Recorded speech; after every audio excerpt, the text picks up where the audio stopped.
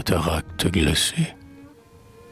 Là-bas, dans la stupeur de la forêt arctique, entre deux murs, taillés en plein roc granitique, des monts sombres creusés en défilé béant, gonflés du flux fangeux de sa dernière crue, un énorme fleuve se rue vers le sépulcre ouvert des profonds océans.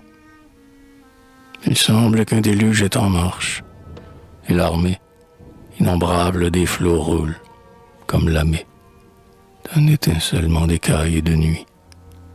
Et le désert sacré des étoiles écoute, crouler la hurlante des routes, de l'onde monstrueuse et qui brame, et qui fuit.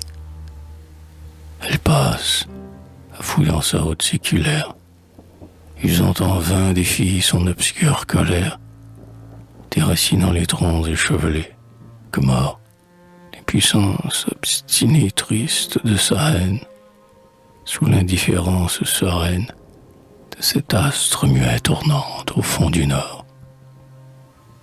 Elle va, nivelant le coteau, comblant l'autre, inconsciente des continents qu'elle éventre, des artères de l'or ou des veines du fer, ignorant quelle semelle ronge à la base.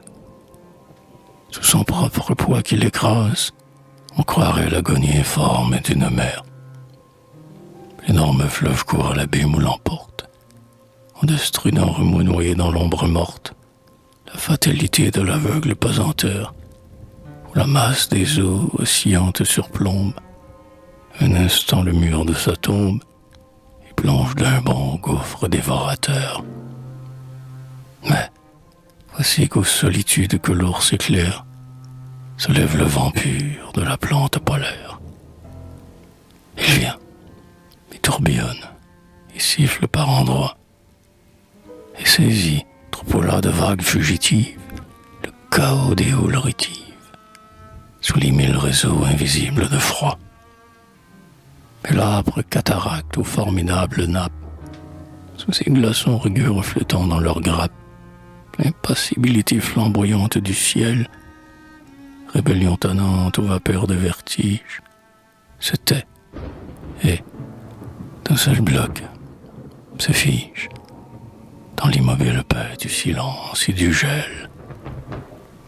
Ainsi, lorsque jaillit, en gerbes éclatantes, l'impérieux appel de nos strophes chantantes, l'esprit qui nous possède et qui dormait en nous s'éveille et, descendant des cimes foudroyées, fond, les deux ailes déployées, sur les grondantes eaux de notre âme en courroux.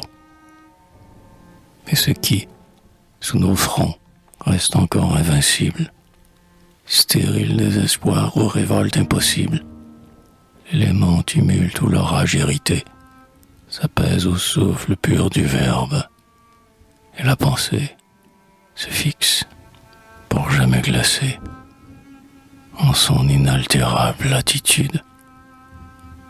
Ô beauté!